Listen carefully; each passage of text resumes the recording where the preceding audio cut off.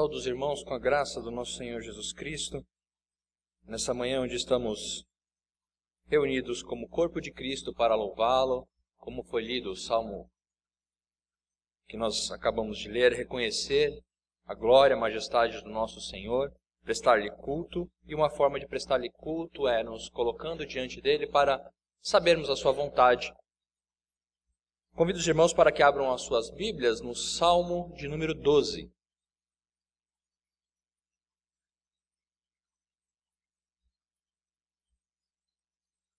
Salmo de número 12.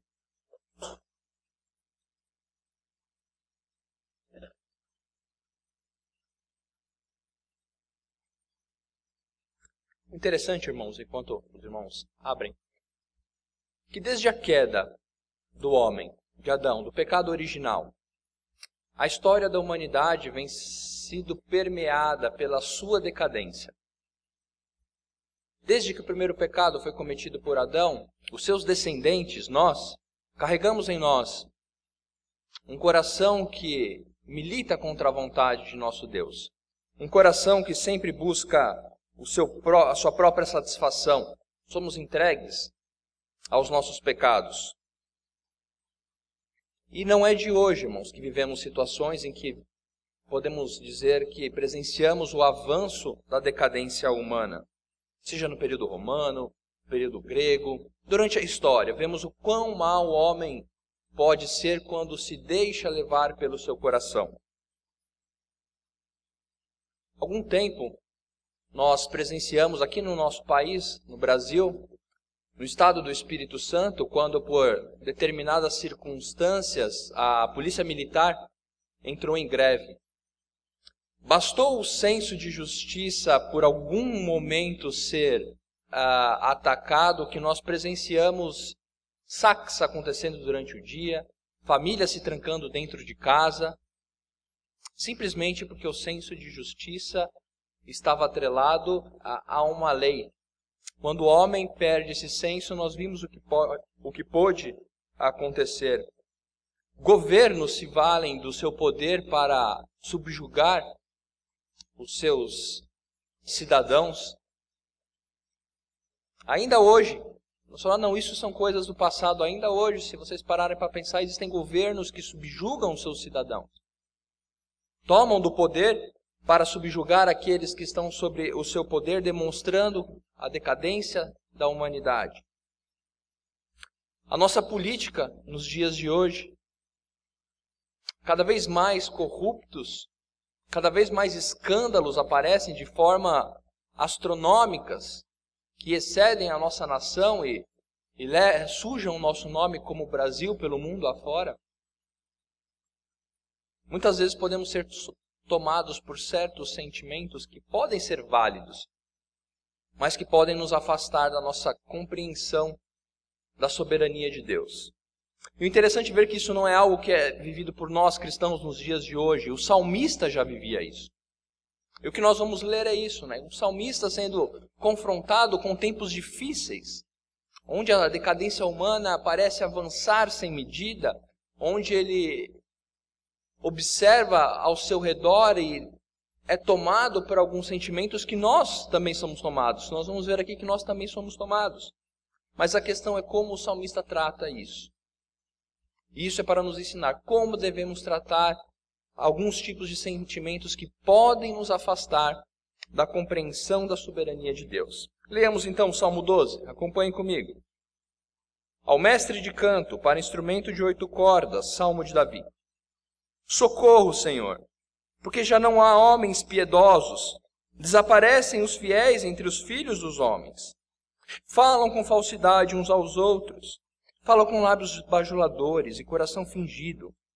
Corte, Senhor, todos os lábios bajuladores, a língua que fala soberbamente, pois dizem, com a língua prevaleceremos. Os lábios são nossos. Quem é Senhor sobre nós? Por causa da opressão dos pobres e do gemido dos necessitados, eu me levantarei agora, diz o Senhor, e porei a salvo a quem por isso suspira. As palavras do Senhor são palavras puras, prata refinada em candinho de barro, depurada 7 vezes. Sim, Senhor, Tu nos guardarás, desta geração nos livrarás para sempre. Por todos os lugares andam os perversos, quando entre os filhos dos homens a vileza é exaltada. Vamos orar mais uma vez? Senhor, obrigado pelo dia que o Senhor nos deu, obrigado pela sua palavra, obrigado, Senhor, porque o Senhor nos ensina quem o Senhor é, o que o Senhor requer de nós. Pedimos que o Senhor nos abençoe, ó Deus, nessa manhã, para que os nossos corações se apeguem ao Pai, aquilo que nos fortaleça nesses dias maus. Se conosco nessa manhã, lhe pedimos em nome de Jesus. Amém. Como eu disse, irmãos, o salmista estava passando por períodos muito parecidos como que vivemos hoje. Ele passa por momentos de dificuldade. Cristãos sofreram, sofrem e sofrerão. E o salmista está vivendo momentos em que nós podemos estar vivendo também. O sentimento do salmista, por qual o salmista é tomado, lhe faz agir de determinadas formas que, de certa forma, são válidas. O primeiro sentimento que o salmista nos apresenta aqui é o clamor por socorro. A palavra socorro aqui é um imperativo, ou seja, é um clamor para que haja um livramento mediante a situação vista. O salmista clama por socorro. E ele clama a Yahvé. Aqui a palavra usada para Senhor é Yahvé, que significa o Deus da aliança. O salmista, então, sabiamente recorre ao Deus da aliança, aquele Deus que ele sabe que lhe garantirá algo. O salmista procura o Senhor em momentos de dificuldade. Qual é a dificuldade que o salmista apresenta aqui? Que não há piedade, não há homens de confiança. A piedade aqui, o termo piedade aqui pode ser utilizado tanto para o senso comum, de moralidade comum, como também para que o salmista está vendo que nem entre os seus ele está encontrando refúgio. É como se nos nossos dias de hoje nós estivéssemos vendo a depravação humana caminhando imoralmente, num senso comum, como se estivesse vendo também aqueles que deveriam estar nos ombreando na caminhada da fé também estivessem se esvaindo. Em 1 Reis 19, versículo 10, temos um pouco desse sentimento em Elias, quando ele é atacado por Jezabel, ele foge para o deserto, então Deus pergunta, por que você está aqui? E ele fala, Senhor, porque eu estou só. Não há homens em que eu possa me encontrar. O sentimento do salmista é esse, um sentimento de desespero, frente a uma situação em seus dias, em que muitas vezes nem dentro daqueles que ele esperava encontrar refúgio, ele encontra. Muitas vezes somos tomados por um desespero ao ver a nossa sociedade moralmente se destruindo, e muitas vezes olhamos para dentro de certas igrejas e vemos também que há uma desmoralização aonde deveria se encontrar refúgio. Podemos ser tomados desse mesmo sentimento, que é válido. Um sentimento de desespero e busca por socorro. Piedade e confiança, ou piedade e fidelidade. Imoralidade está consumindo a nossa sociedade, e o salmista, assim como nós, podemos dizer, onde estão os homens piedosos? Onde estão os defensores da moralidade? Onde estão os defensores da fidelidade ao Senhor? Podemos ser tomados por esse sentimento, e o salmista argumenta por que ele acha que não há piedade. Por conta do avanço da imoralidade. Vejam só que o objeto de desespero do salmista, ou do clamor do salmista, não é simplesmente pela falta de algo, mas é pelo avanço da imoralidade. Ele vai dizer que, no versículo 2, há uma falta de homens piedosos, entre os fiéis não se encontram, mas se encontram quem? Aqueles que falam com falsidade uns aos outros, falam com lábios bajuladores e coração fingido. Aqui o verbo utilizado por falam, denota uma ação que não é simplesmente restrita a um tempo, é que essas pessoas estão intensamente fazendo algo. Ou seja, o salmista não está vendo simplesmente a falta de homens piedosos, mas está vendo o avanço da imoralidade por meio dos relacionamentos. Falam com falsidade um com os outros. uma ação intensiva, ou seja, a situação está cada vez pior. Vemos que a situação está cada vez pior, tende a piorar, e podemos ser tomados por um sentimento de desespero com relação a isso, como o salmista toma.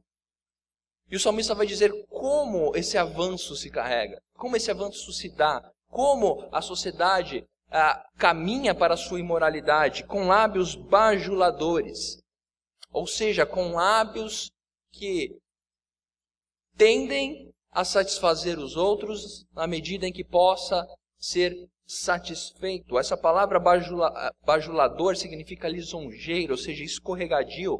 Não sei se você já precisou atravessar algum riacho descalço. Sabe quando você está atravessando e você pisa em pedras que tem uma camada de lodo ou uma camada que escorrega? Parece que o terreno é firme. Você colocou o pé ali, escorregou. Muitos já devem ter levado tombos, eu já levei. Mas enfim, a mesma palavra utilizada aqui para bajuladores é utilizada para essa característica dessas pedras. O Salmo 73, número 13, diz que o Senhor colocará os ímpios em lugares escorregadios. O que o salmista está querendo dizer é que a sociedade está se relacionando cada vez mais de forma traiçoeira. Ou seja, não se pode confiar na palavra do homem, porque está cada dia mais traiçoeiro, cada dia mais escorregadio.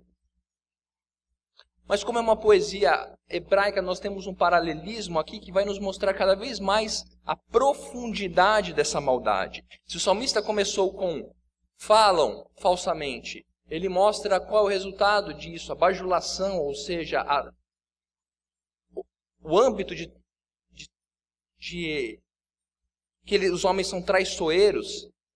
Mas qual que é a raiz disso? Qual que é a raiz dessa imoralidade? Sempre o coração. O salmista então se aprofunda e mostra que tudo isso é fruto de coração fingido. Aqui o termo coração fingido também denota uma ênfase em um coração que não mostra a sua verdade. Aqui é uma duplicação no original em que fala coração, coração, literalmente para mostrar isso, que é um coração dobrado. Um coração que não mostra o que realmente quer. O Salmo 28, número 3, usa essa mesma expressão para dizer que os homens dizem que há paz, quando na verdade são dias de guerra. A sociedade que tem um coração corrompido e dobrado vive dessa forma.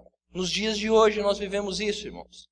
Pessoas que dizem falar a verdade, mas na verdade simplesmente estão ocultando a sua imoralidade. Seja no âmbito comum, como eu disse, nos governos, nos nossos trabalhos, como em muitas igrejas, líderes se valem de subir ao púlpito e simplesmente satisfazer uma igreja que não quer ouvir sobre o seu pecado. Um coração fingido que o salmista diz que ele está vendo em sua sociedade é um coração que esconde a verdade e prefere a mentira. O salmista está desesperado ao ver isso acontecendo em seus dias. E muitas vezes nós podemos ser tomados por esse sentimento de desespero, dizer o que está acontecendo com esse mundo? O que está acontecendo com esse país? O que está acontecendo com essa sociedade? Para onde nós vamos? Não se pode confiar em nossos líderes, não se pode confiar em ninguém. As pessoas dizem somente mentiras para encobrir as verdades que deveriam ser expostas. Nossos políticos, nossos líderes que deveriam ser os nossos representantes, muitas vezes falam descaradamente mentiras que nos tornam como palhaços, muitas vezes, achando que nos enganam. Estamos num período de eleições agora, mas por todos os anos vemos esse descaso e muitas vezes podemos ser tomados de um senso de desespero, de dizer, Senhor, socorro! Ajuda-nos, Senhor. O mesmo sentimento que o salmista teve. Mas o salmista então não para. Tomado desse senso de clamor e de desespero, ele pede por justiça imediata. Ele diz, Senhor, versículo 3, corte, Senhor, todos os lábios bajuladores, a língua que fala soberbamente. Ou seja, o outro sentimento que o salmista é tomado é pelo senso de justiça imediata. Quantos de nós já não fomos tomados por esse senso, irmãos? De querer que a justiça seja feita agora. Vemos Assim como o salmista, a nossa sociedade sendo corrompida e desejamos muitas vezes que a justiça seja feita agora. O termo aqui utilizado, corta, significa extingue, elimine, de uma vez por todas agora. E novamente o salmista recorre a Yahvé, o Deus da aliança, como forma de garantir que isso aconteceria. Outro sentimento que podemos ser tomados, irmãos, é o sentimento do desejo pela justiça imediata. Como eu disse, podem ser desejos válidos ao nosso coração. Nós estamos vendo uma sociedade corrompida, uma sociedade cada vez mais imoral. Vemos lábios bajuladores, vemos homens traiçoeiros, palavras escorregadias que nos fazem cair e sermos tomados pelo sentimento de justiça imediata. Mas o perigo é que isso pode nos afastar do senso da soberania do Senhor. Mas o salmista se vale de um agravante. Vejam só, o salmista está se dirigindo ao Deus da aliança, ele fala: Senhor, a situação é essa. Elimina o Senhor de imediato. E ele usa um agravante, porque eles são soberbos. Eles acham que o poder está em suas mãos. Eles acham que podem conseguir prevalecer, e o salmista diz no versículo 4, pois dizem, com a língua prevaleceremos, os lábios são nossos, quem é Senhor sobre nós?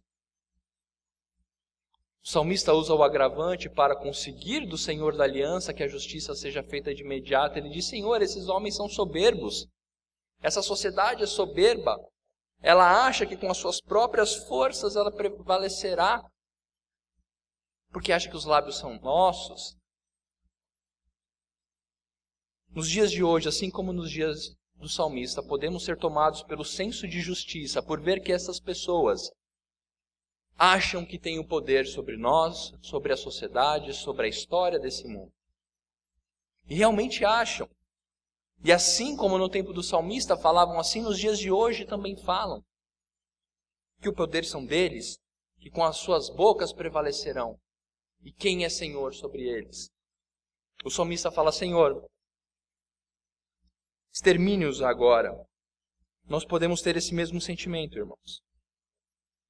Mas então nós temos aqui a primeira resposta direta do Senhor no livro dos Salmos. A primeira vez que o Senhor responde diretamente.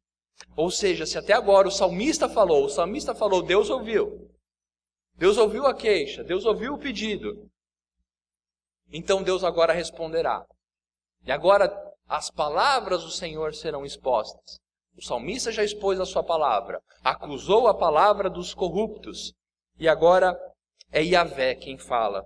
O salmista coloca no versículo 5 ao final, diz o Senhor, para mostrar que o que é dito no versículo 5 está sendo dito diretamente pelo Deus da aliança a qual o salmista estava invocando.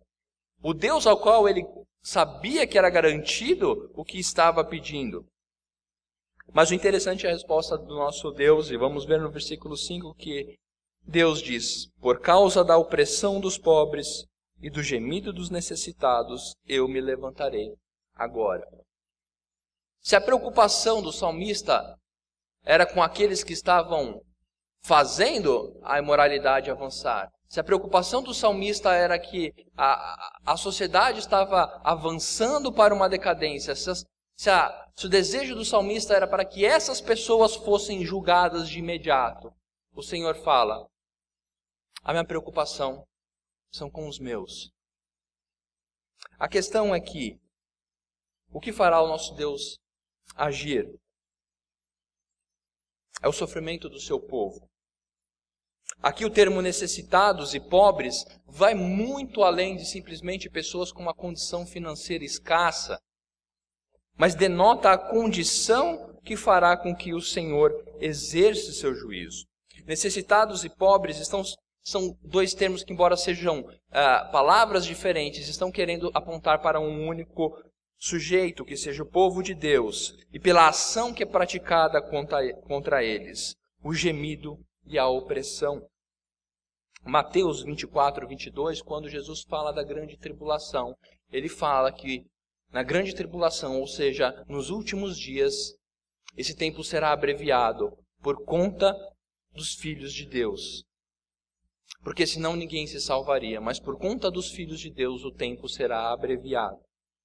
A questão é que quando nós percebemos que quem está respondendo é o Senhor da aliança, ou seja, Yahvé, isso tem que fazer diferença para nós. Da mesma forma que o salmista recorreu ao Deus da aliança, o Deus da aliança responde, e responde que ele precisará levantar uma única vez. O Deus da aliança levantará por uma única vez para exercer o seu juízo. Com isso podemos constatar que em dias maus, onde a decadência humana avança, muitas vezes Deus está iniciando o princípio do seu juízo, entregando essas pessoas aos seus próprios pecados. Como diz em Romanos 1:18 a 32, entregou-os aos próprios pecados. O nosso senso de justiça imediata, por muitas vezes, pode nos distanciar do nosso senso de soberania de nosso Deus. Deus não é pego de surpresa. Deus não está de mãos atadas frente a uma sociedade corrompida. Deus não está sem saber o que fazer com essa sociedade. Deus mostra que Ele irá agir quando o seu povo não conseguir mais suportar. Porém a salvo a quem por isso suspira, diz o Salmo. Deus, como Deus da aliança, atenderá o pedido do seu povo, daqueles que estão dentro da aliança, pois sua soberania é universal, é atemporal. Deus não estava limitado nos dias do salmista como não está nos dias de hoje, irmãos. Se formos tomados por sentimento como o do salmista, de desespero ou de uma preocupação além do comum que tome a nossa paz, se vivermos por esse senso e desejo de justiça imediata, passamos como salmista.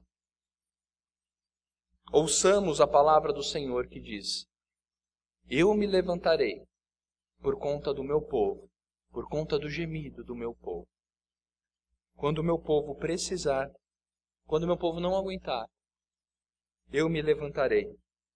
Como eu disse, por vezes nosso desespero e a nossa angústia nos faz diminuir, enfraquecer a soberania de Deus.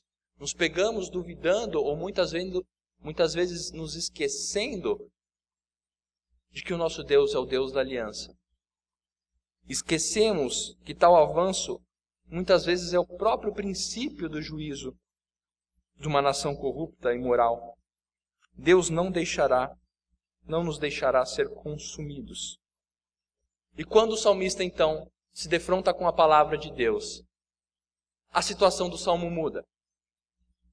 Se nos primeiros versículos somos tomados de um pessimismo, de um fatalismo por parte do salmista, como uma poesia, o salmista começa falando que a coisa está difícil. Exerça o seu juízo, Senhor. O Senhor é o Deus da aliança. Eu invoco a aliança que o Senhor fez com o seu povo. A aliança que o Senhor fez com Abraão, que a sua descendência se perpetuará. Senhor, exerça juízo. E quando o salmista ouve as palavras do Senhor, nós vemos a mudança do salmo. Versículo 6, o salmista diz: as palavras do Senhor são palavras puras, prata refinado em cantinho de barro, depurada 7 vezes.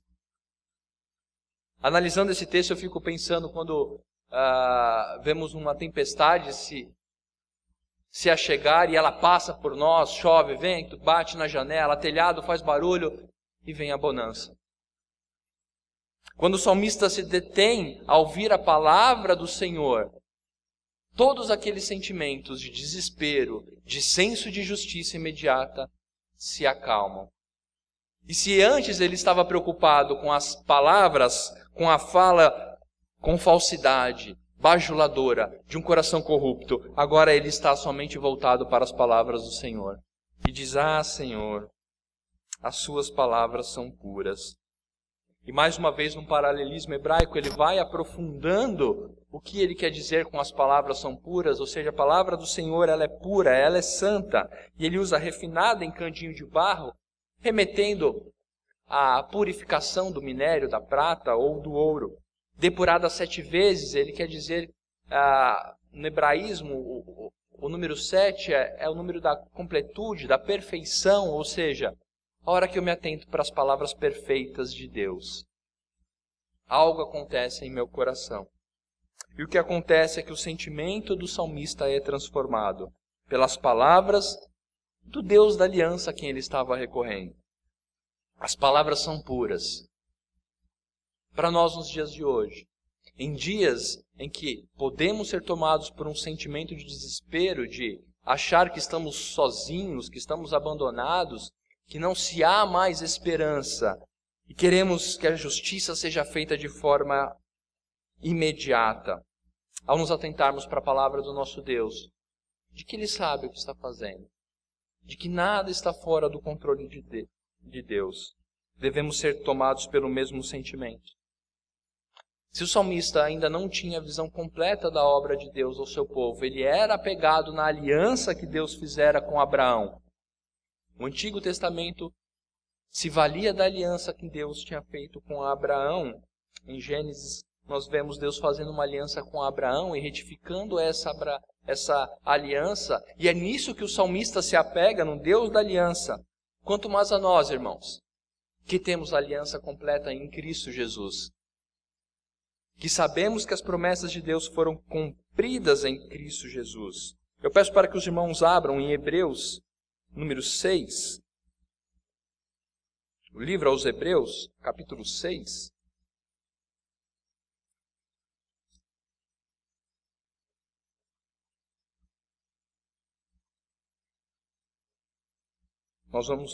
Eu vou ler do versículo 13 ao 20. Hebreus, capítulo 6, versículo de 13 a 20, mostra um pouco de qual deve ser o nosso sentimento. Pois quando Deus fez a promessa a Abraão, visto que não tinha ninguém superior por quem jurar, jurou por si mesmo, dizendo: certamente te abençoarei e te multiplicarei. E assim, depois de esperar com paciência, obteve Abraão a promessa, pois os homens juraram pelo que lhes é superior, e o juramento, servindo de garantia para eles, é o fim de toda a contenda. Por isso Deus, quando quis mostrar mais firmemente aos herdeiros da promessa a imutabilidade do seu propósito, se interpôs com o juramento, para que, mediante duas coisas imutáveis, nas quais é possível que Deus minta, forte alento tenhamos, nós que já corremos para o refúgio, a fim de lançar mão da esperança proposta, a qual temos por âncora da alma, segura e firme, e que penetra além do véu, onde Jesus, como precursor, entrou por nós, tendo se tornado sumo sacerdote, para sempre, segundo a ordem de Melquisedeque. Se a esperança do salmista era no Deus da aliança com Abraão, a nossa esperança são nas palavras cumpridas em Cristo Jesus. Os tempos são maus. O desejo pela justiça imediata aparece em nossos corações. Mas quando nos atentamos para as palavras certas, que são as palavras de Deus, vemos-as cumpridas em Cristo Jesus, o nosso sentimento deve ser transformado. Cristo cumpriu a promessa. Cristo é o cumpridor da aliança, a verdadeira aliança realizada em Cristo Jesus é a que nos satisfaz. Peço para que os irmãos abram em Apocalipse, capítulo 7, 14 a 17, só para fecharmos esse conceito.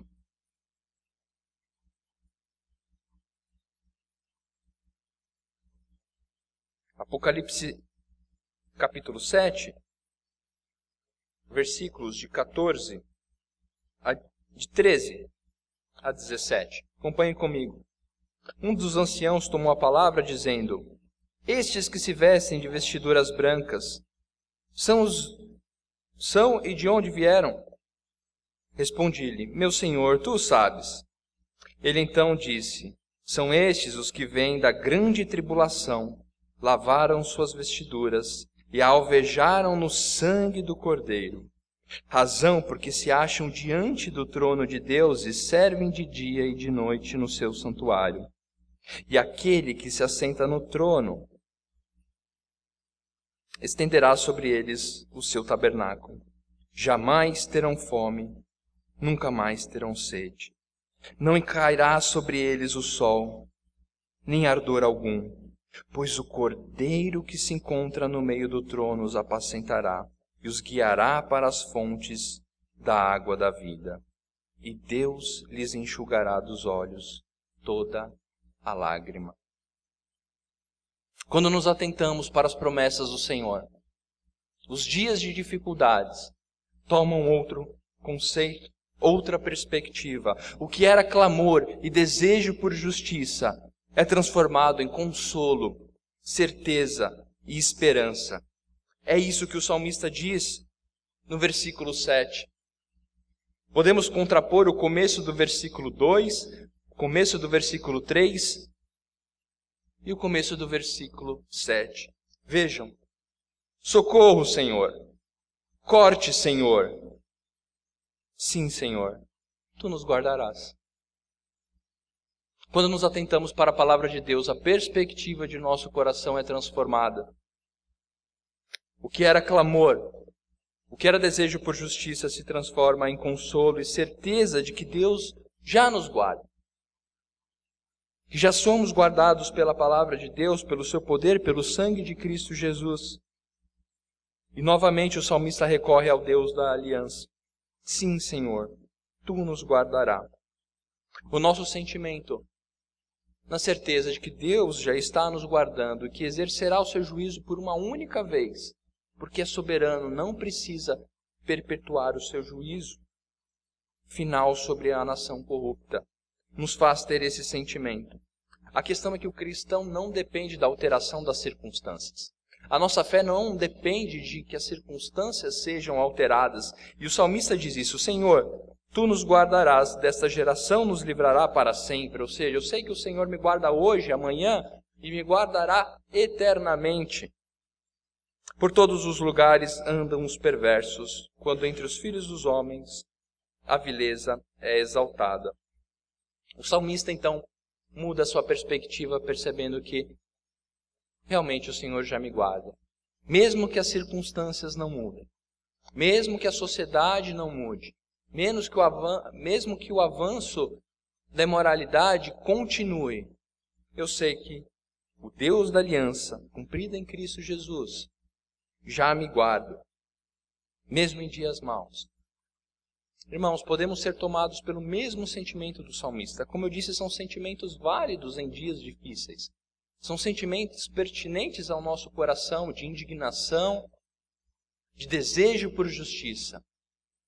Mas isso não pode tomar a frente de nosso coração a ponto de esquecermos a soberania de nosso Deus. De acharmos que estamos ao léu, de acharmos que não há esperança. Há esperança. Cristo morreu para que haja esperança, e a nossa esperança é uma esperança de certeza. Como Tito diz, como Paulo diz a Tito em sua carta, a graça salvadora de Cristo Jesus se manifestou a todos, ensinando-nos a abdicar do pecado e continuarmos em santidade de vida, hoje, aguardando a volta gloriosa de nosso Senhor Jesus Cristo. Em dias de hoje, em dias como hoje, como vivemos, o salmista também viveu. Como eu disse, os cristãos sofreram, sofrem e sofrerão diante de uma sociedade corrupta. Este não é o nosso lugar. Somos peregrinos aqui. Seremos sujeitos a esta imoralidade, seremos sujeitos a essa decadência da humanidade. As palavras dos homens muitas vezes nos afrontarão. Lábios bajuladores nos deixarão inquietos. O senso de justiça imediata entrará em nosso coração. Mas quando ouvimos a palavra do Senhor, o sentimento que habitará em nosso coração será de esperança, consolo e certeza que o Senhor já nos guarda e certamente nos guardará até a sua volta, onde então o seu juízo será estabelecido. E como lemos em Apocalipse, Deus enxugará todas as lágrimas, não haverá mais pranto, estaremos junto ao Cordeiro eternamente. Que o Senhor nos abençoe. Cantaremos em resposta à palavra do Senhor. O hino refúgio. Após o hino ser entoado, o pastor Gabriel orará, apertará a bênção. Aproveito para convidar os irmãos que estão preparados ao momento de dízimos e ofertas a realizar durante o hino com um coração grato pelo Deus que já nos guarda e certamente nos guardará por toda a eternidade. Fiquemos de pé.